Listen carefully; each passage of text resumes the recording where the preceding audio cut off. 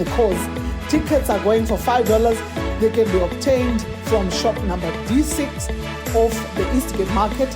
I want to say God bless and see you there. Goodbye.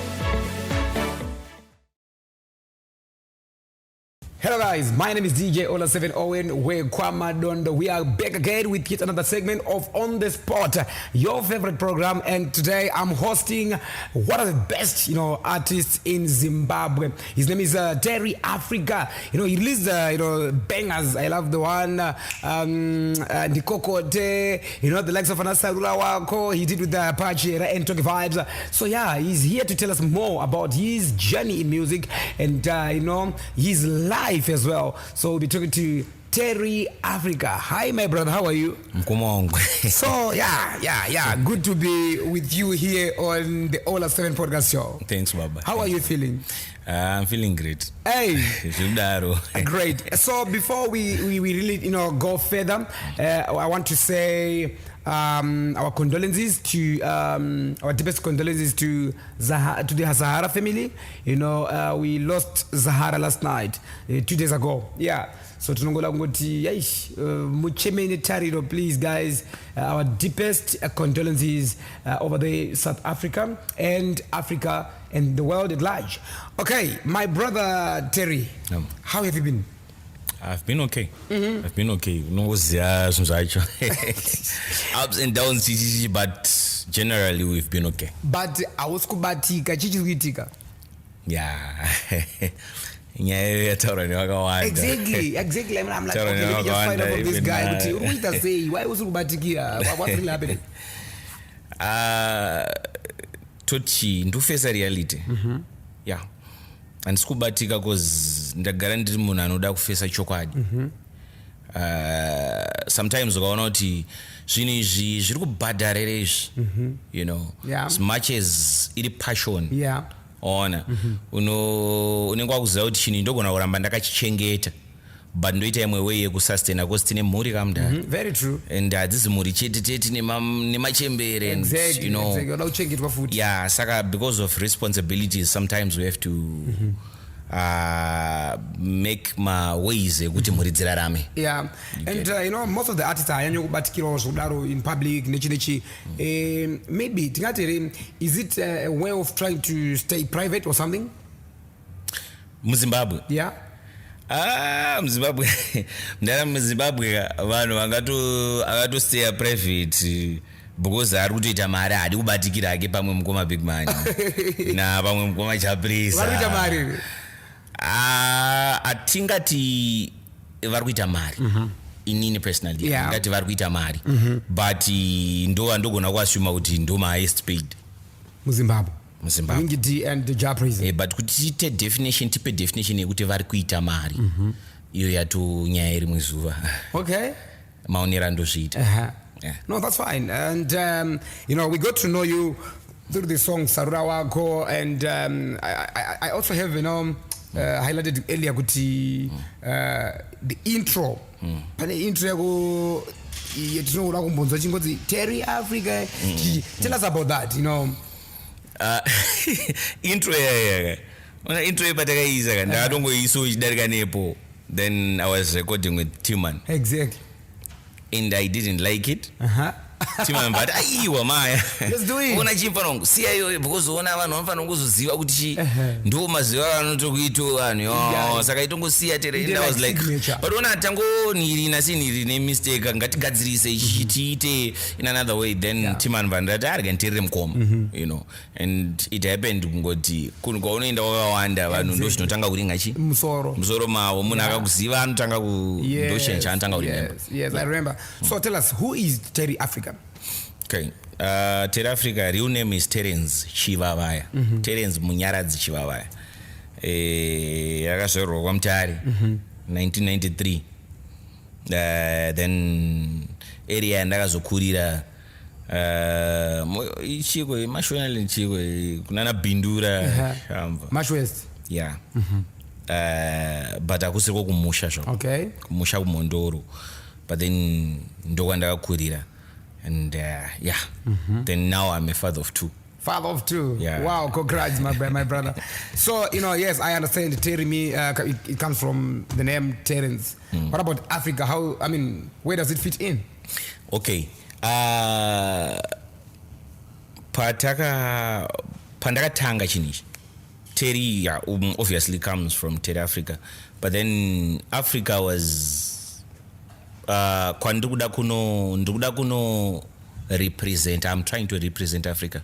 Saka kwese kwandiri kuenda ndikuda kuti vanhu vasabvise the identity pandiri. Yes. Saka urikuona whatever is happening right now. Whatever is happening kuzopopa kwaitika music muAfrica and all that. Yeah.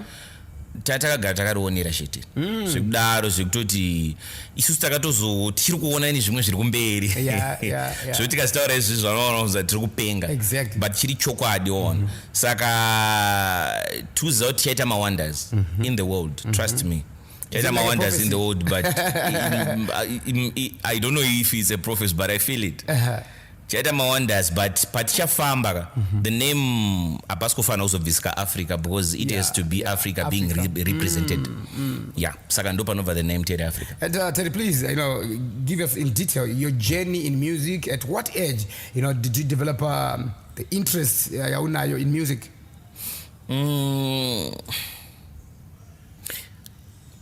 Age, no remember him that. Age, kudara. I still remember even ndiri kuchikoro ndaitodo zvekutombononzwa kuti mustudio I still remember tiri kubhindura taiteerera Kristu aipisa mudhara tiri kubhindura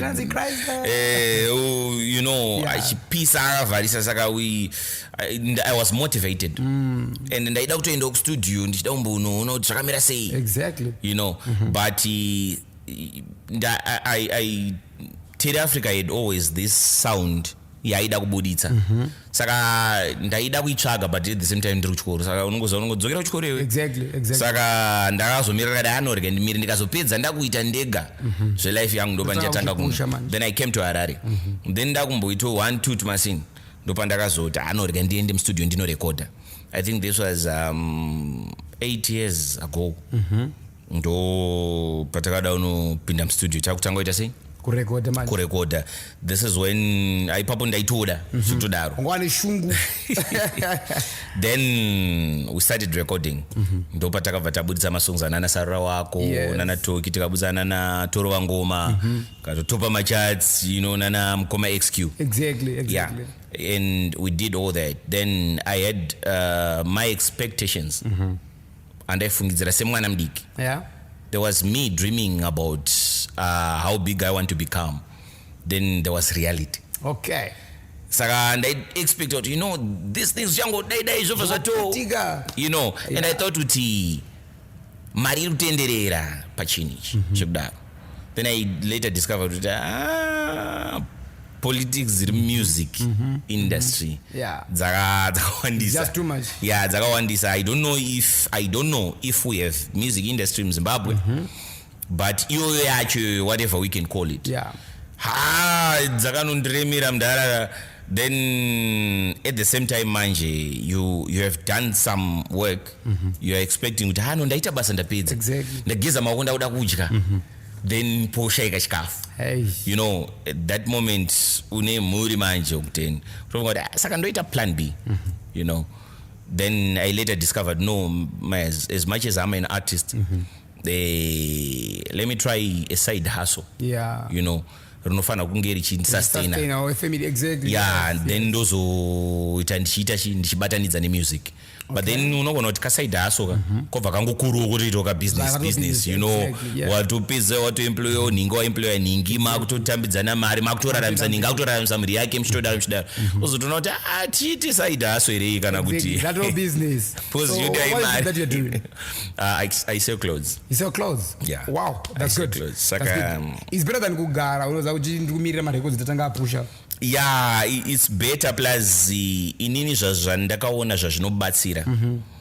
What I discovered it helps. Chandaona chazvakano affect maartist akawanda muZimbabwe ndezvekuti ndikagara mukoma ndiri pabridge ndinogona kunge ndiri talented ndichirova machuni zvekudaro but then pani kaspange kuti achanzi uri kupisa Exactly. you know chinova chinja ndakaona chinonyanyowandirwa nevanhu vemuzimbabwe vanhu vakawanda vanoda kupisa than kubenefita from what you are doing. Saka I later discovered no mayas, it's not only about kupisa chii chauchabenefita.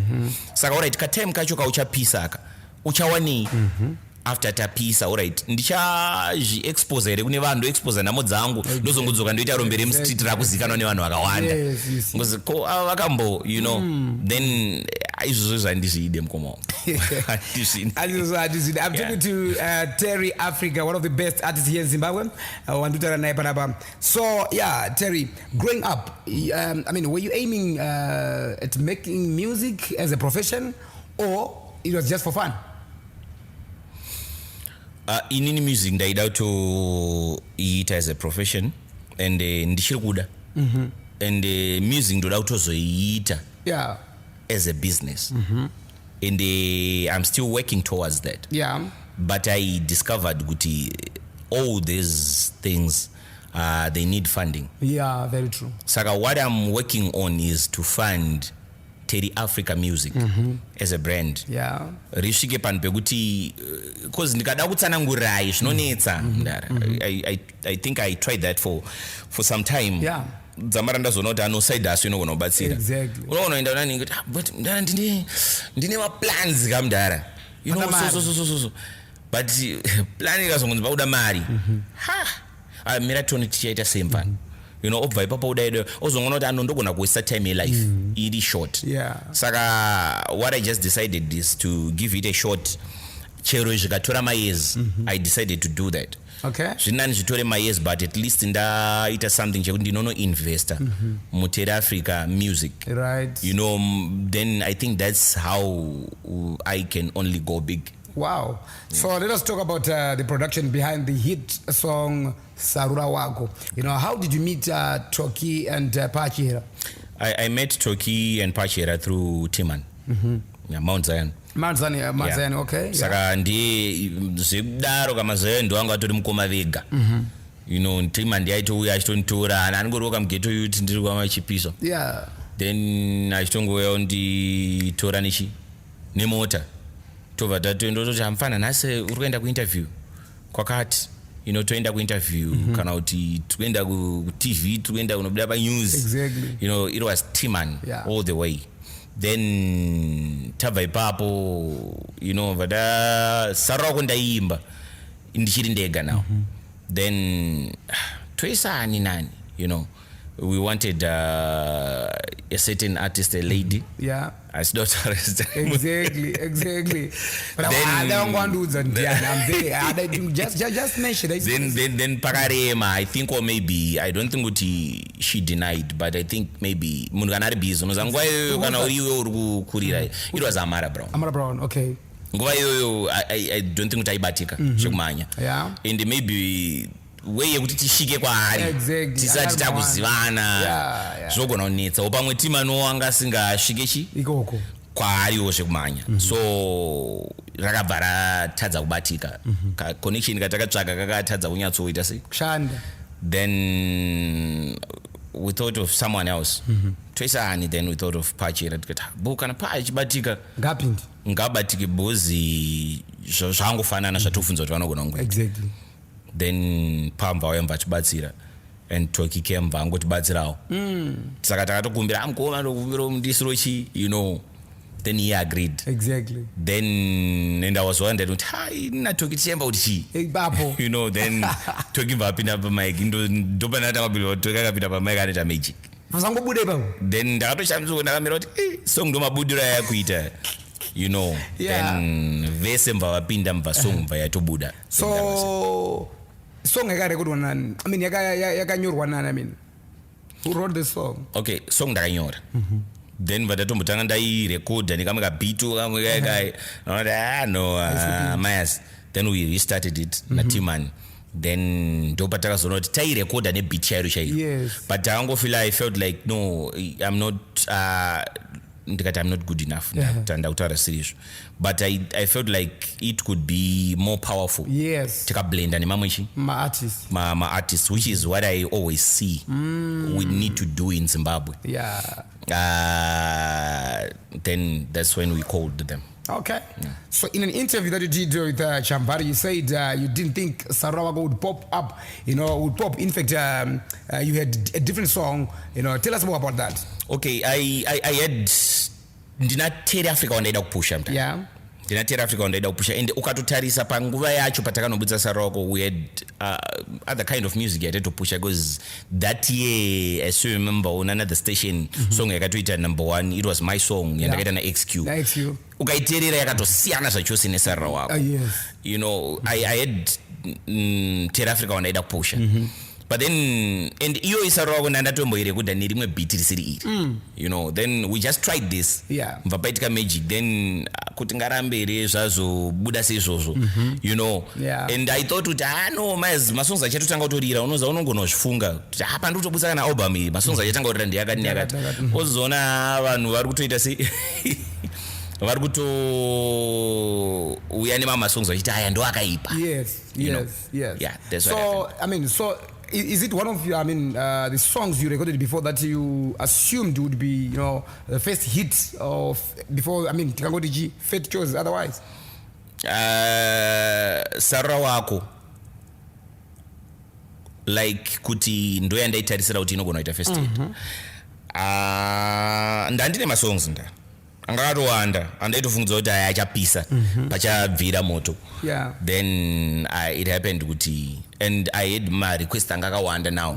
Andakazonge ndakuklashana kuti but budisa zvimbo zvinenge maSarawako izvozvo, and I was like, but imbonipai mukana kandi kutsanangurira ichi zvandachida kuita now kuti ndichindoita chinhu chandangodarika ndichingoitawo, and zveshuwo ndo chatodiwa nevanhu zvekudaro. And there was other song yandakaita fina pakangoma ikabva yadiwa nevanhu which angamuri masongs anaikuti ndozonyaso. So now as time went by, paka mukazotanga kutarisa tiri Africa, you start to discover masongs anana kazevezeve. I think ukamaterera ndo paunoona kuti maybe mfana izama kuda kupusha vibe. And ukaziterera, we had recently we released Ginger na Walliten. Then unogona kuti pataizama kutaura pepe tichiti tine zvimwe zvatoda kuita, wanga ungori mukana watengotsvaga kuti ite sei. So okay, Sarawako broke the internet and boom, Terry Africa became a household name. What was the feeling like knowing you were the man of the moment? It was awesome, trust me. It was awesome because in fact taisatoziva, in fact urikuita zvinhu that time ndaifamba tichipusha ma-CD, tichifamba chipawa ma-CD mahara. And vanhu vamwe vaisatoda kumatora because havasi kukuziva vanini avombosvika parenki kumbari tikasvika pane rimwe mafia tichitamba snooker madhara chichichimba. Then madhara zvikanzi ndikina here tatso here ndikati maya ndini handiwe tora masenti ako. But chinhu chakazondifadza mai pandakazonosvika kune kumusika so kwaisoti kwama-CD ekuwanda eushasha, then ndichisvika kwekuye ndobva ndaona CD song yanga iri yega yanga yatozara. Pekutanga ndakangotanga chazvitora lighters chingoti because unongosati wakubhiliva kuti unongoita song nyika yese yotodaira, but chinei chiri chishuwiro. Then otozona song yazara, you feel great. So did you not succumb to the pressure of wanting to release more music that matches that hit song? I did. And that time mind in stress manje mdara because unenge wakada unobuditsa ka uita anorega ndinyatso saka vanhu vachabva vajamba. Ona vanobva anoimbokanda imwe, then iwo wakutsaya kushanda nesong iyaona. And at the same time, as much as pane kuda kutrya kushanda nesong iyaya, pane kuda kutrya kupusha tiri wangochida kupusha, but still vanhu havazviziva izvirongori mumba mako izvi ndezvako ikawagara. So tiri kuno kuti kuziva Sarawako wangu totoziva kuti ndiwe tiri Africa wacho, ndo patatangira kuziva. Saka zveyako yacho yakutaura ndeipi isiri iyi yatiri kuziva. Saka I discovered kuti maybe it's going to take some years kuti vanhu vasitanga kunzwisa kuti ndaizama kutaura nezvemessage yakati. Yeah. So what genre of music do you do, Terry? Inangu ndakatonetsa kuti ndide kuclassifya muhani ndakazongopeza ndangutongoti chazongotoiti Terry Africa music. Okay. Because tikada I try to fuse a lot of things. Because ndichiri kubelieve kuti akusati kwane mazita acho haasi limited. And I don't believe kuti tingangoti tongoteedzera zvakati because zvakarongwa kana nemaAmericans kana yes. We still have masounds izvezvi tone masounds atingachirira musoro but tichifunga kuti tomaimbe kana kuti sound yange tiri kupenga. Saka I decided kuti tombostika kuTerry Africa music, then kusvika tanyatsopedza the whole picture.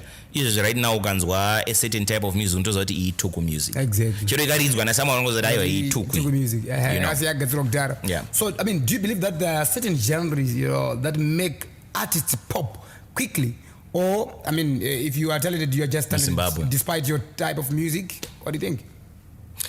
Right. muZimbabwe danzo inorira mba. Danzo inorira, honestly danzo inorira zvirambike. Yeah, danzo inorira zvekudaro, and you discover even chero uri pashow kuti ukambotraya kana kamwe kawakamborova kuchiu sport kedanzo unozoona life inenge iri muvanhu kuti vanhu vanovhaiba kudanzo zvekudaro. So I found kuti imwe struggle yatakaona isusu kuside kwedu because we were not into dance. And taitoti patainzi pindai taitotaura tavakomaisa tizvigona totozonzi I still remember one day fantana ichoti iwe zvangofanana ungochinja tempo tikati aurai ndouya ndokwana mukoma but inini handisi mombe pane zvinhu zvimwe otozondinyadzisa pamberi pevafana ndakutonzi ko uyo ari kuita sei kuzvibhiliva ndazvibhiliva but not ndiri mudanso. And because Terry Africa akawanda inobudisa something chiri kuda kurerekera kuafropop. And kuti tinoti tipapenetreteke uchikuti anoti kuda kungorova afropop yega pasina kufyuza zvimwe zvinhu. Mahora saka mai ndo panobva papera gore 2 years zvadzapera. Ivo mai kudheni mai obvonza mai tingadye kuramba muchirova music iri mukuru funga kuti anorega ndiite ndidzoke nemapampa emwana so ndo paunozopesera watrya zvimwe zvinhu. So for the past 7 years that you've been in music space, how has it been for you? I don't think it has been good. I don't think it has been good. Andigone kuda kutsanangura and sidoita senge toda kudhisa. At the same time sidoita senge tinoomberera zvinhu zvisipo tingada kuramba tichinyepa tinorarama mumanyepo tikafadzana. Very true. We've been putting music out there. We've been putting good music, trust me. Zvekudaro mukoma zvekudaro.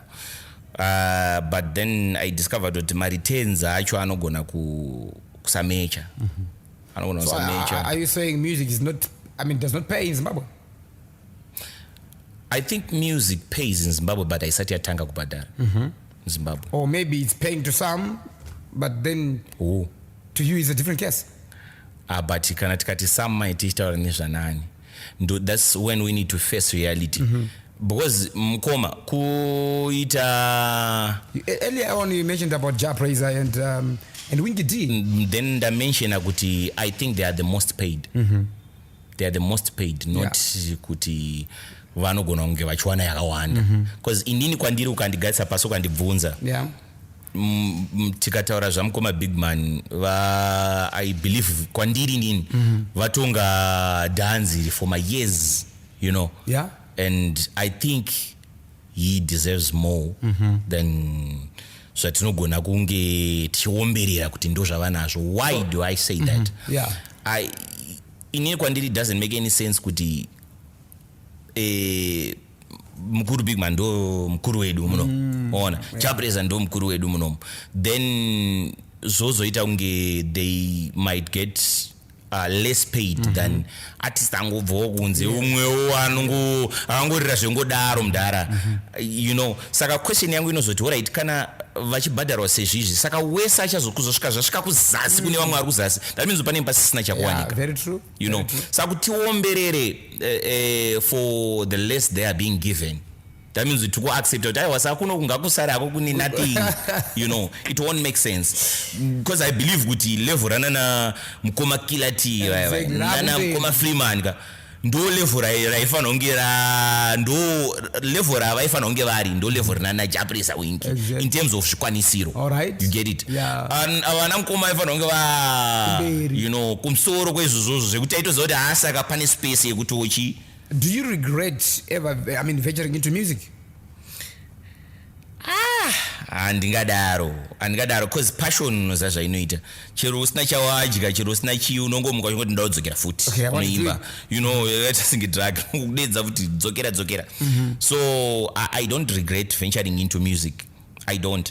But sometimes you just think but aumana dai vanhu vemunyika medu vangobatsirana kuti appreciate chinhu chiite. Yeah, vanhu vawane zviri better than zvinenge zviripo paground. Yeah. Okay, I remember reading an article that reported you failed to launch your album back in 2019, citing the high costs that came with it since you were funding yourself. Okay. How far true is that? Okay, it's not like I failed to launch an album as such. I just wanted to release an album. I didn't want to like kurilaunch I just wanted to push because I thought that I know my South Africa achiri kupusha brand ichiri down ngeti saka maybe we'll go for my shows and all that, then we just release tone out music yatorwa sei topusha toenda kumberi. But the thing chataitaura nezvacho in terms of my costs, we just wanted to give vanhu ka idea kekuti I don't know the way yatotora nayo music in Zimbabwe, and some people unogona kuuya you see pandatanga kusvika matoti ausikubatika exactly. My mind akatomboreceiva ko kuna mukoma kileta fana kuti ase ausikubatika ukasangana navanhu vakaona ngaiti aubatike exactly. And sometimes zobva zvaita senge the way you are appearing to people is like audi zvemusic saka tokusapota sei usingadi music of which sometimes unenge uchitoti no dai maizama costa tinotomboita ekuburisa music. We have been trying, we have pushed zvekudaro tikabudisa macost tikadi, and we were self-sponsored. Sometimes tine zvatakatotadzira kuitira mhuri. But don't you have like sponsors who chip in or companies who you can approach for assistance? Yeah, kuti titi hatina umbobvira tamboshanda ne 1 or 2 macompanies tinganyepe. Takatomboshanda ne 1 or 2 macompanies. But I just don't think it's enough. I just don't think it's enough. Because at the end of the day, pane kunotambira mari. You know what I've seen zviri kuitika mukati muzvekuti munhu angona kunyorwa posta bvazadza pasocial media tikubva kwakati tienda kwakati, but aambofa akabuda pachena kuti aumana dzimwe dzacho nguva pane pakaipa. Exactly. And kwatabva tichienda kwakati, and this is how people want to appear. But inini panga pane argument yangu ndepekuti what if tikarakidzana reality? Yes. Alright, tomboti hapana mari ngati accept zviripo. Saka zvino ndongo tine mamwe macompanies akatomboti approacha tikatena down because unenge taura now alright for an advert mari yakati obvanza isitachitofotozona mari yacho saka ndongoenda ndongonobudikira kuti ndinzi ndashanda necompany. Exactly. Saka ndo pandakabatsirwa neside hustle ipapo ndopauzona kuti but imwe mari indogono toibata in a day yavaroda kundioffer kuti ndipinde pacontract. Saka dzimwe unobva wamira manje samai uku dzimwe news dzinopedzera tinda ndizoti aiwa mukomana anenge achingo ofuchi unenge uchida kufesa reality, unenge zama kuudza vanhu kuti no imboisaiwo value pane ma-artists. Okay. Imboisa value pane ma-artists. Just taking advantage. Yeah, music ndara ina I believe music is big. Music is big zvekuti tingati music ndara munhu angaimbe 1 2 3 4 5 my hits. Ongonza otozongoonekwa achifamba muroad 5 my hits chibaba. it won't make sense. Ndo kunonzi kurarama kuri fani ikoko chinhu chinongozopesa chasara pauri depression unongozofa depression because unenge wachisekwa you know vanhu vese vanenge vakunongedzera ende ngatitarisei vakomana even maartists akawanda vese vamwe vanotonzi akarira akadi izvezvi ukazoenda padhuze nayo ukatotarisa unotoona kuti pakaipa you know yeah, nothing is changing saka do we still have to keep on going forward as much as we have passion? Yes, and I release 1 2 music, but am I going to give it all for nothing in return? So ngoti because chibaba, you know, chibaba vana vanenge vachirera mashow ma 3 wire mama 3 4 wire 5 wire uzonoti ningine uzonoti show ja kana 5 wire mdara iningine then ininika my argument inenge iri yekuti ndara munhu anenge angoimba mine tumwe tumanhamba tupajuza obva atongounzwa muZimbabwe ndara atounganirwa atopa airport chibaba akutopiwa mheno kana mazi thousands ekuti unoshandiswa VIP treatment at the airport ozonoti no chiri kunetsa apa ndechekuti munhu hamuna mari here kana kuti mari irimo vanhu vatorimo vane mari but nyaya yekuti maybe ukada kutaura unonzi haisi mari yako you know and maybe it's a problem of a Zimbabwean towards a Zimbabwean. I think the most thing that we are fighting kutarisirana pasi. So you mean the promoters ndo vasiri kusimudzira maZimbabweans more, Zimbabwean artists, or it's just the general public? All right. Your fans. I was ndakavhura Instagram nezuro ndikaona article yanga yapostwa neAirground ichiti look pa top 20 ye music iri kutenderera muZimbabwe pane South African music. Then pa top 100 ye South Africa there's no Zimbabwean music. Yeah. But maybe you know it's actually funny mdara. It's actually funny and izema yokuti saka the reply yaunogona kuona from the people is wada uzoverenga ma comments ono mwacho unogona ona mwachoti atiterere zvinhu zvinobowa. That's the reply. So vanhu they feel like I know we are ka entitlement I know idata rangu kawangu. Exactly. I do what I want, you know. Yeah. But my question is chazokukonzeresa kuti uri muZimbabwean iwewe. What you want is not Zimbabwean. Uri muZimbabwean zvako. Saka what you don't want is anything else that is Zimbabwean. Yes. This is the struggle yatakafesa.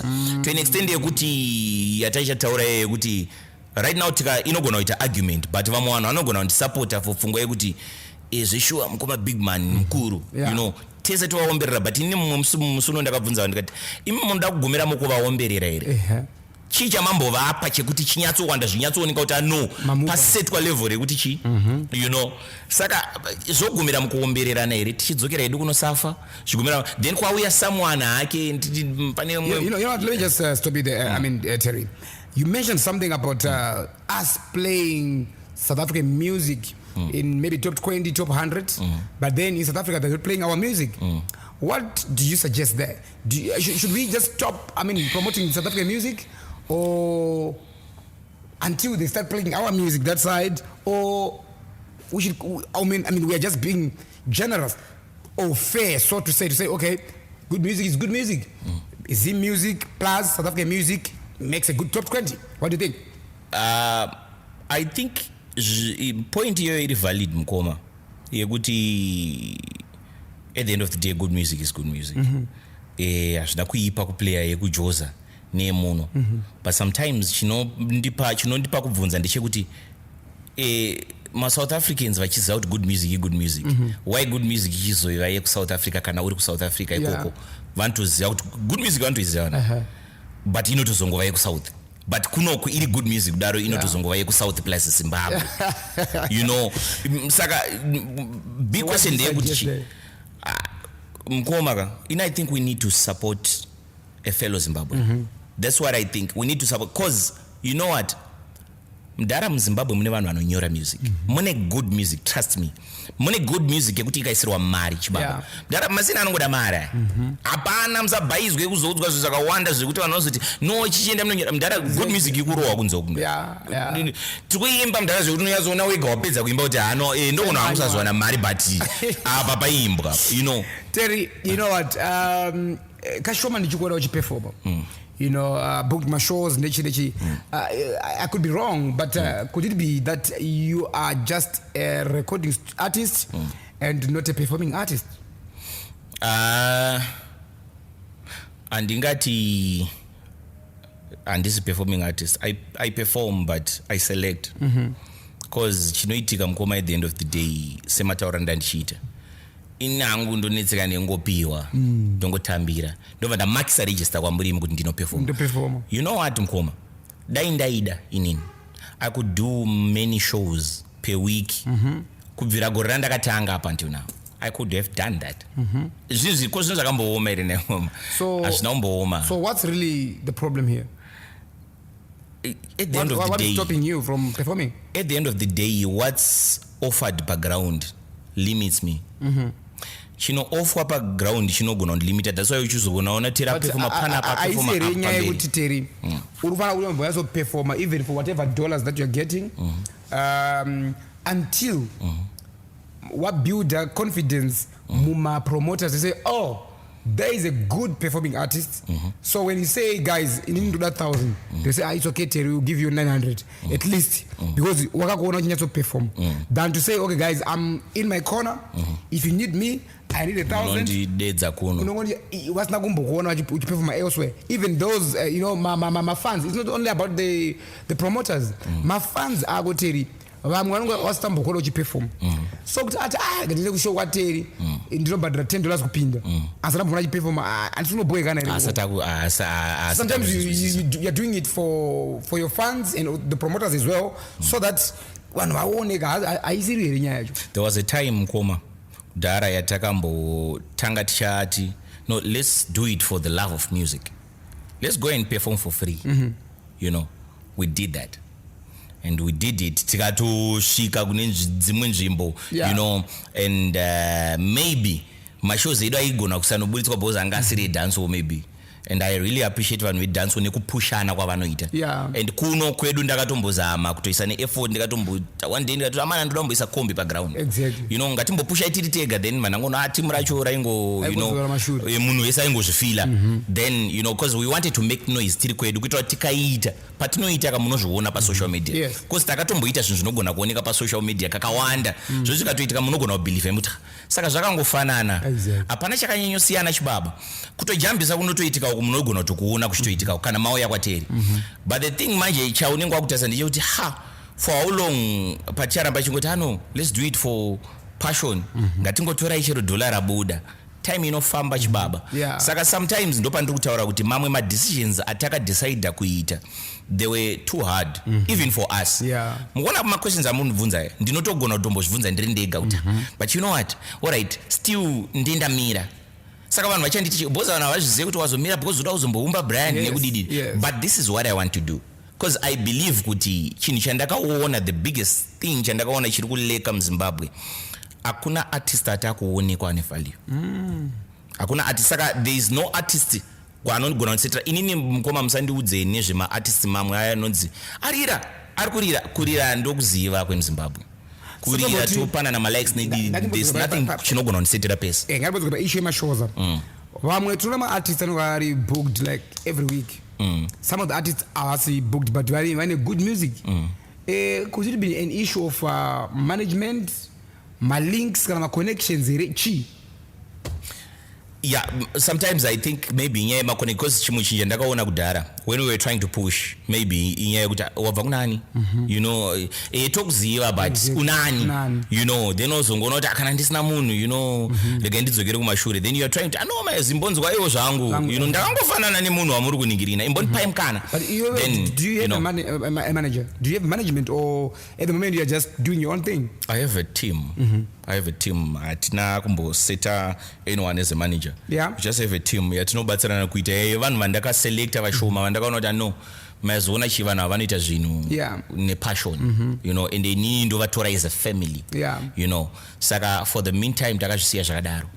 But don't you think you need a manager, someone who's really just managing Terry music, Terry the brand, so that to put it out there, Terry, you are relaxing at your home, sleeping, but someone is really pushing Terry out there. Someone is really looking for shows week in, week out, week in, week out. Terry is booked in and out of the country.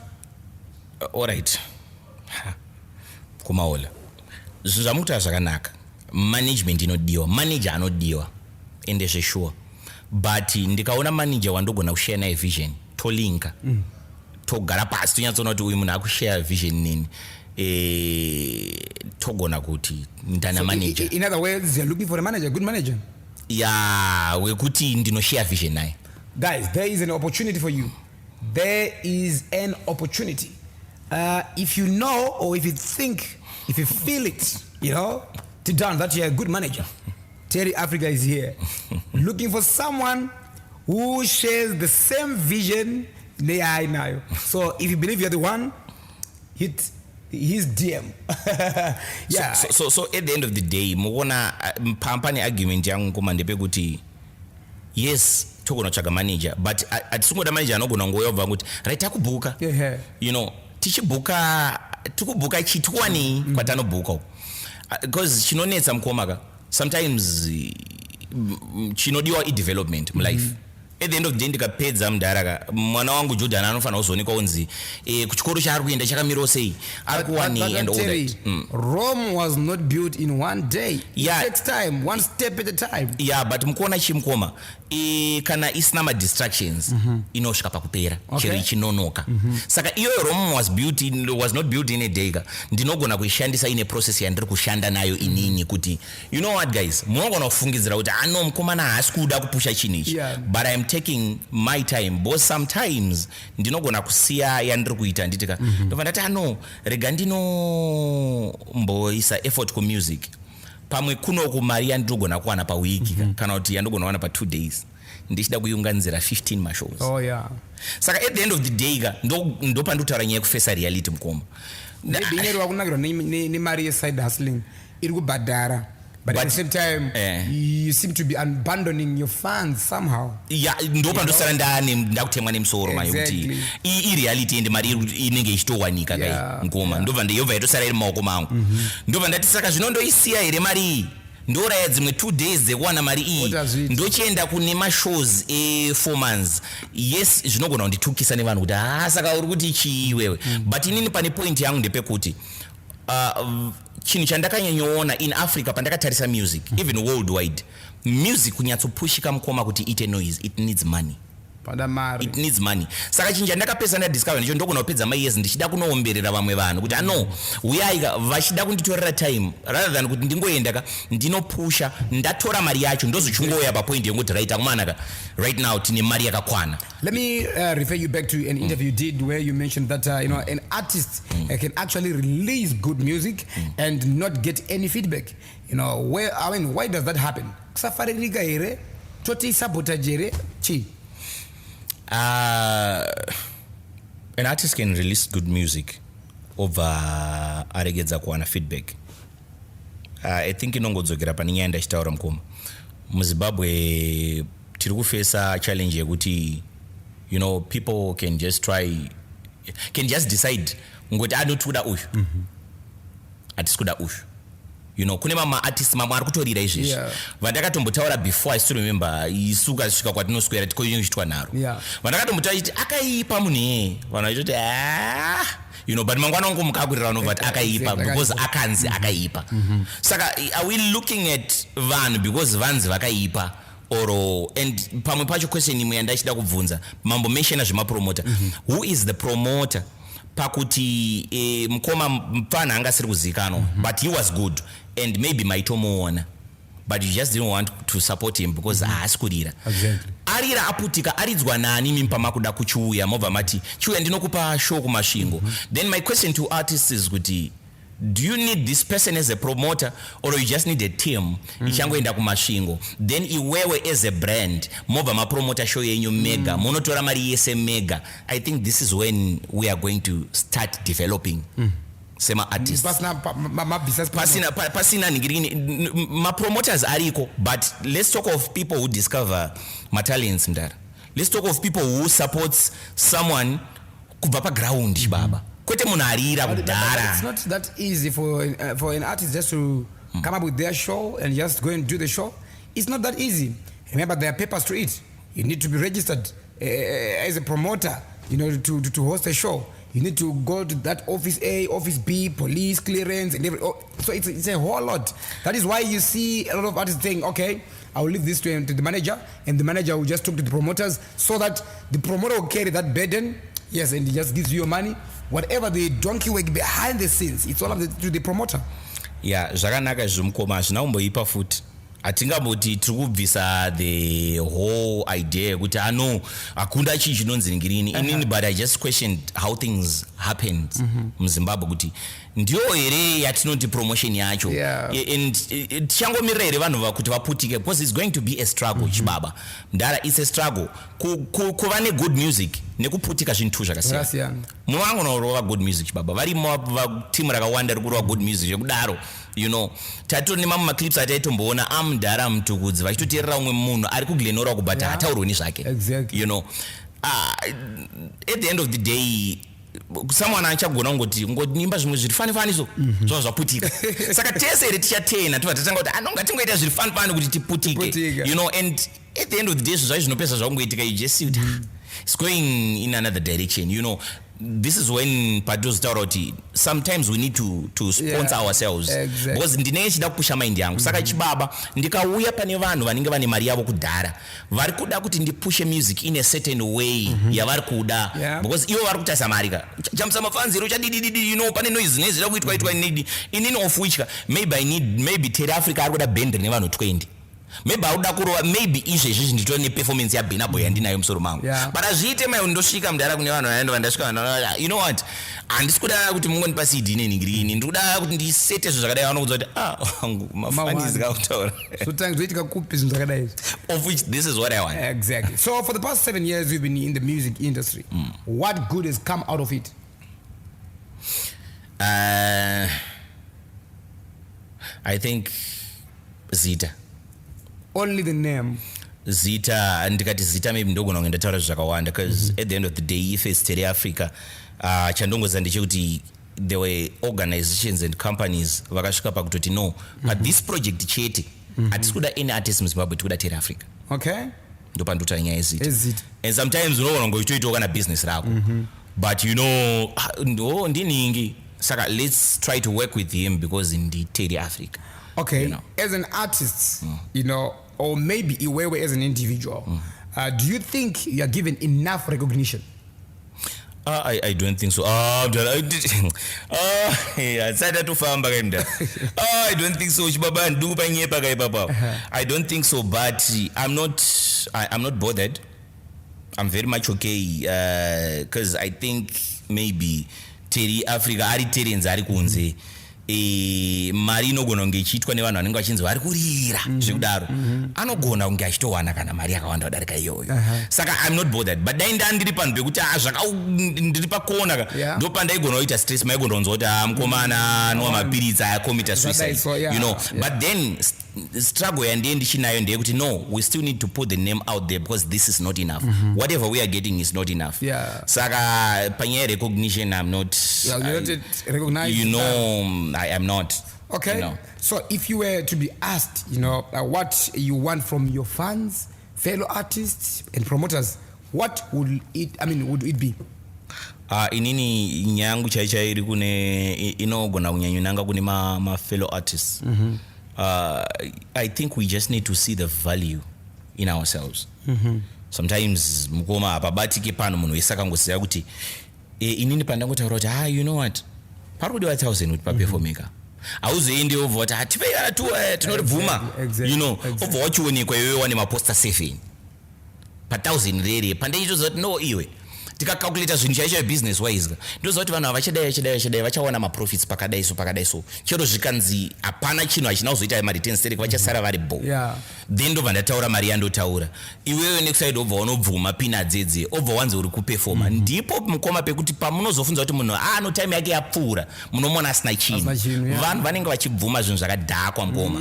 Saka vanhu side remafans harigone kublemeka because vanhu vanenge vasitomboziva kuti chinenge chiitika kuseri kwenhinginichi but trust me mukoma dai vanhu vaipiwa mari dzakawanda dai life yakachinja chero munhu ari balance mukoma ngatisatori zvimwe zvinhu zvese munhu chero ari balance dai paingo mudhara panobuda mari yakawanda mudhara panongooneka unoita kuti balance uchidriver jeli uchitoona kuti agona kupfeka but ari kuburuka mujeli saka hapana mari yekuti unogona kupiwa yakawanda yozoapiwa kunge yashoma shoma wanhingirikina you know. So I think my artists in Zimbabwe they don't have to pretend. Let's face reality. Ndakambonyora pa Facebook ndichiti you know what, my artists I think akadzidzira kumbotengesa madomasi asingataura literally kubuda nedish remadomasi but I was saying vakadzidzira kumboita something vanogona kuona value yavo auitiswe pane chinhu. I think ipapo pese ndopateta kufambirana mozoona kuti angasiri tere Africa chete angachida unini sometimes maybe ndogona kudecide kuti you know what, ndine music yakakosha chibaba ndogona kunge ndine kana 5 masongs andoza kuti andisanda kumabudisa kana ndisanda ndaenda unoita collab na Omaley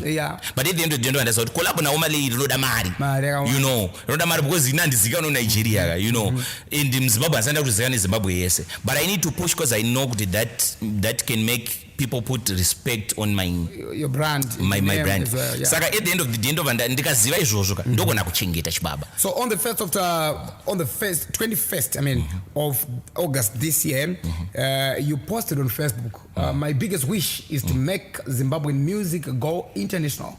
Close quote. That's what he said on Facebook. How best can we tap into the international market?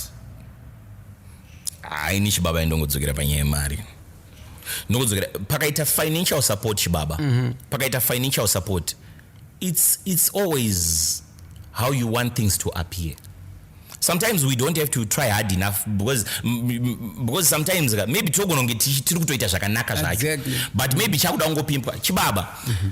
I still remember this other year kudhara ndichiona Banky W from Nigeria achiimba akapfeka kajini kakanzi Red Sun tumajini tokudhara neka t-shirt ari kumabhini ku Nigeria achitwista masongs ana Rihanna achimaimba and I was like mafesa you know music in Nigeria ingori funny ndaitoiti iri funny but Banky W ndiye akanosimudza Wizkid and Wizkid is international kuratidza Banky W angatonaka you know these guys have just gone international vakaisirwa big mdara vanhu vakaisirwa big mdara brand inogona imunotoziya maputi chero akaiswa apa chero machips yao chero mdara angoroni bepa rakanaka hapana pamungati mukatoona matrights re kuti arikengotry chakashata ichi kuti ndingo you know anogona kunge achitonaka but kana angori mubepa rimwe raangoita imwe uchatodi you know. So there's a video clip that you posted on your Instagram and in that video you heard saying I am a very good artist. I am. So what makes one a good artist?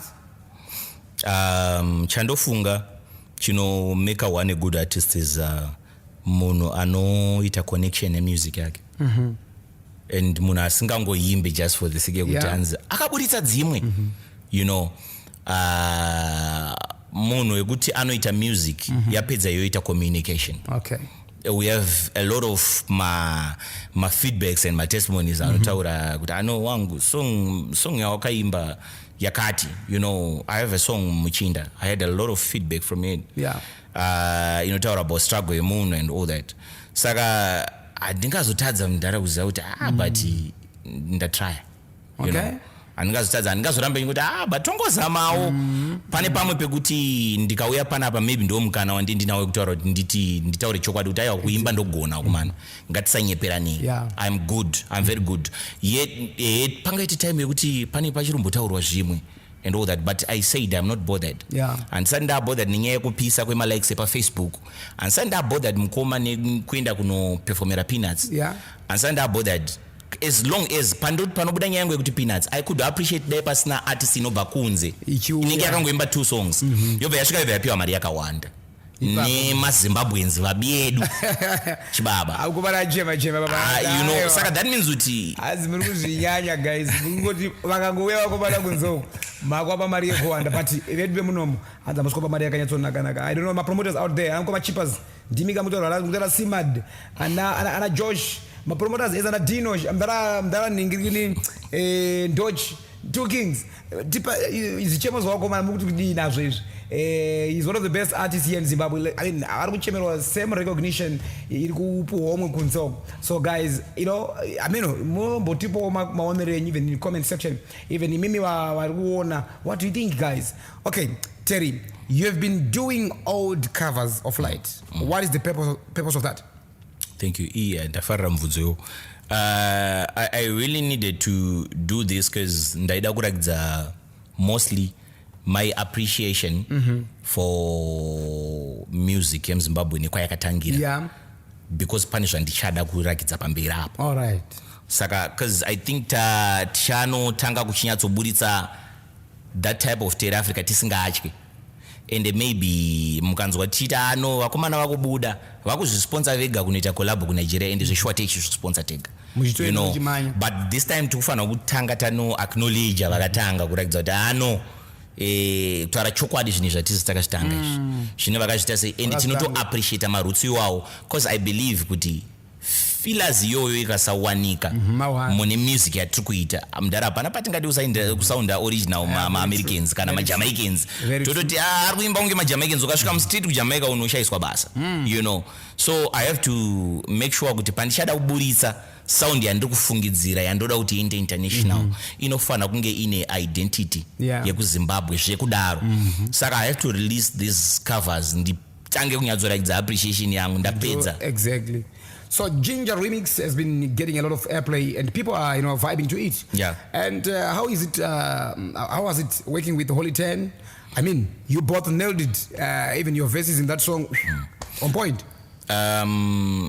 Holy 10 ndakanakirwa nekushanda naye and I discovered kuti because ndasanambolinka naye saka I discovered Holy 10 munhu abo in person, right? Sekudaro because I thought vanhu vane zvavanenge vachitaura pa social media Holy 10 anotaurisa anofarisa and all that, but ukazoenda pa ground utoona kuti it's different. Uyu munhu iwawo this is social media. Are you not trying to play PR for Holy 10? I know. Indutaura zvandakaona izvi zvandototaura even chero ndisiri panapa.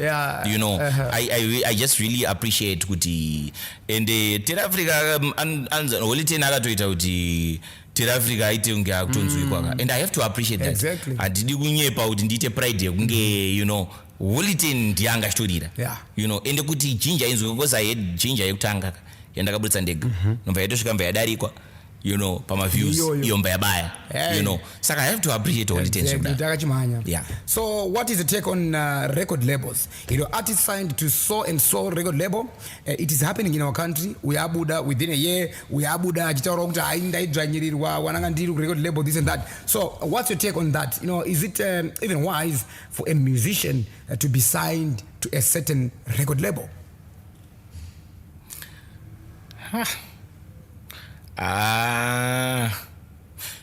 Ndechida kuti nditsvage mashoko asina kunge ndiri kuita sendiri kujunga anyone. Kana munhu akaona zvinomuitira mukoma I don't think kuti pane chakaipa, but I think muZimbabwe right now what we need a sort of Don Jazzy type of a person. Yeah. Wekuti ndikaenda kwaari kuti akunondisimudza ndikusimuka zveshuwa ndopamba ni arguing yangu ndikusimuka zveshuwa handisi kungoita munhu wekungoti the problem is tikangoenda kune munhu because ari kufamba neGLE. Exactly. Passion yemusic hapana connection hapana chii maybe sometimes unogona kusvika maartist akawanda akababaika kubuditsirwa 512 blue 20 ma500 obva angonzi mfana ungembobatani apo bva tofamba ichoti saka ndiye ningini wangu I'm signed to him and all that. I think we have to look at it from all angles tobva tatarisa nebigger picture toona kuti what is it that we are going to get out of this. Alright, chaamboitoka kana munhu yakashanda nemamwe maartist chii chekuti tinogona kurecognize kuti ningi akabva achinja for life uyu akabva asimba. If we talk of Dr. Dre na Eminem kama wao azvibvunzike kare kaviri. You just if we talk of Rema mudhara na Don Jazzy unobvunza ka2 here aira star ubvunze ka2 saka we just need, if we talk of someone like a stable, let's talk of someone ane zvikwanisiro zvakakwana and ane passion for music. We talk of something, we need a Don Jazzy in Zimbabwe. That's what we need. So earlier this year you teamed up with Pachera one more time again once again on Hera Juo. So how is that coming along? Okay, we sat down, we planned, right, and tikabudisa song yekutanga then we had masongs akawanda achiripo atakanoisa paside, then we agreed with someone tinombotanga tamboona kuti chinhu chedu ichi tikati takuchipusha hachifaniri kudzoka kumashure, exactly. you know. Saka we decided sezvandangotaura kuti still type ndara dzinodecida kuti chero tarekodha chero ichinakidza tichinakidzwa nayo zvakaita sei, because tane experience yazvo kumashure, we released sarura wako chibaba nhasi mukutaura nezvayo, but I was talking of some boy ari kungofamba, you know, ari kutoona uyu apa kopa kabhana kutsvaga kombi, sarura wako ichirira. I don't want that. Okay. I don't want that. Kuti utozona tiri Afrika atozoti you know what, ndofana kufamba nekamota yanga yatohaso chibaba watoti you know what, let me try it another way, sina kana music, you know. Saka imi mukoma kuti munhu azoya kwandira achiagiwa kuti you know music yenyu haisi kuningirikina, inaye asi kuti tine music dzakarira mustreet, wakambotibvunza here kuti aiwanei exactly ipapo because kurira mustreet kuprove kuti I'm a good artist kachibaba. So chii chimwe chandokufana kuprove nemukoma hapana chimwe. Then that time futi ninge uchiti you know imborova hako for free, you know, kuti unyatsorakidza vanhu, then wombotanga uchabvuma let me do it for passion, you know. Otopedza utobudza imwe vetonzi yatotopa macharts gore iro yatonoita number 1 kuradio, but you're getting nothing. Aunozofungoka zvelife yako, you know. So ndo back to the hera joy yamataura.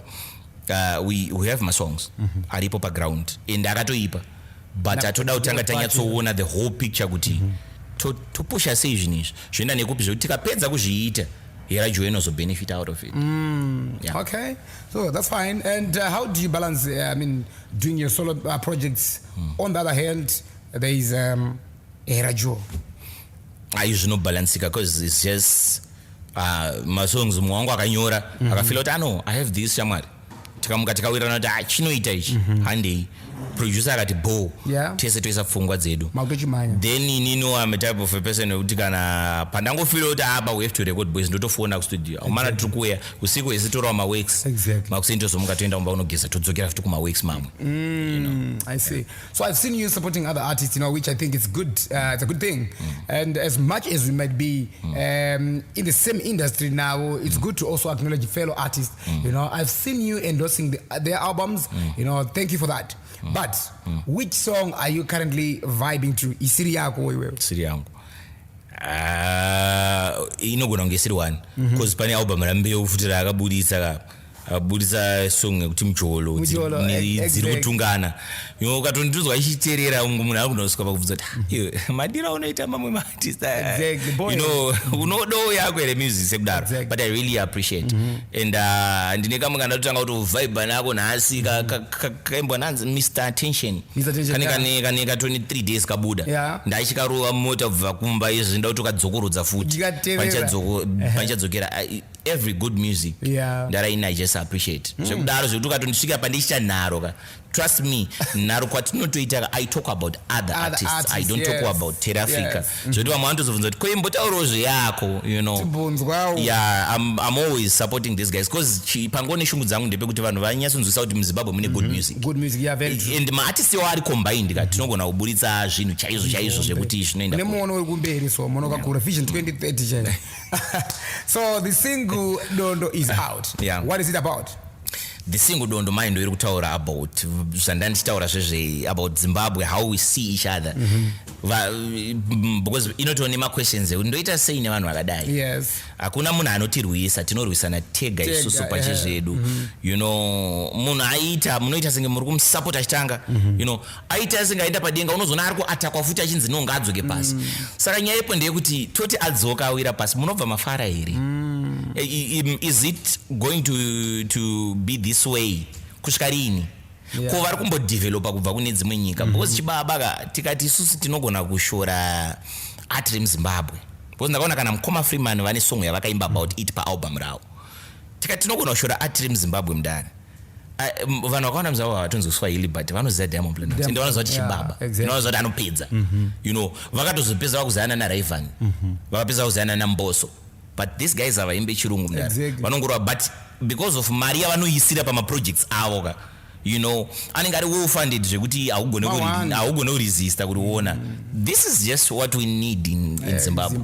But manje chinozorwadza mukoma ndezvekuti tikasazvitaura panapa like artist abva mukunompa show ye $400 ngavataure chokwadi vapfana artist mabva unompa show ye $400 obva anonzi budget revideo 1.5 achaita sei obva angoti amanga tsvagire kakamira tingonomira chi saka it's always going to be this way kana pakashaya anoita chip in. That's why I say do that. We need anadonjas exactly. Yeah. So for those aspiring, who are aspiring to become musicians, what would you like to warn them? Asida kuona vanhu koma but ngatongovapa encouragement yekuti akumana vanhu ngavasamire ngavarove chinhu. Why? Because maybe vanogona kuuya a better mindset, vanogona kuuya a better push pamwe tese tozotohakiriro chi ipapo. Now we can't be selfish tovatototi anomayazichi munhu wese arodaita chinhu ngaaite. Takatombozvitaura kuti sometimes maybe tichatokundwa kana negrade 7 chaichai chiri kuchikoro nhasi ichangoya beta iyo but maitikira kuita zvinhu aya haziriyo let's do it this way. Obva vatotanga kutoita izvozvo totanga kutobhadhara. But one thing I just know as much as ndakatarisira kubva kune vamwe isusu patichapisa pane pakubhadharwa mari ende tichatopisa pachibhadharo zvishua muchapaona pachasvika hapana nguva. So music aside, Terry Africa, are you working on anything else? Yeah, I have a lot of projects, I think, and nema collaborations. Andiri kuita tisati takuita next album toda kumbotanga tamboona kuti projects aya anofamba nekupi but trust me it's going to be good music. Great. So your parting remarks? Ndoda kungoti vanhu varamba vachisupporta and I really urge vanhu vemuZimbabwe kuti tisupportane. Let's support each other. Hatifani kukrengana kuti tidanane. Sometimes tine zvinhu zviri special zvinogona kutozooneka kunze uko kuti vanhu ava they were too special but we just need support from a fellow Zimbabwean. That's what we need. That's what we need. Then nekuona value yevanhu vari kushanda kuti ano value iyi haigumire kuna Terry achitaura about my artist chete. Even chero kune mumwe munhu anosona hembe mudaro kune if we just support each other to become bigger brands because mari tinozvitenderedzera tega. Exactly. Yeah. Thank you so much, Terry Africa, for coming, my brother. Really appreciate it. Thank you, Masimbis. Okay, great. That was Terry Africa here on the spot. Your favorite segment on the All of 7 podcast show. Your number one podcast in the land. Okay, thank you so much for watching. And just to appreciate our sponsors, many thanks to our, advertisers, our viewers. Don't forget to subscribe. And don't forget, subscribe, and also share with others as well. And my comment section, I really appreciate.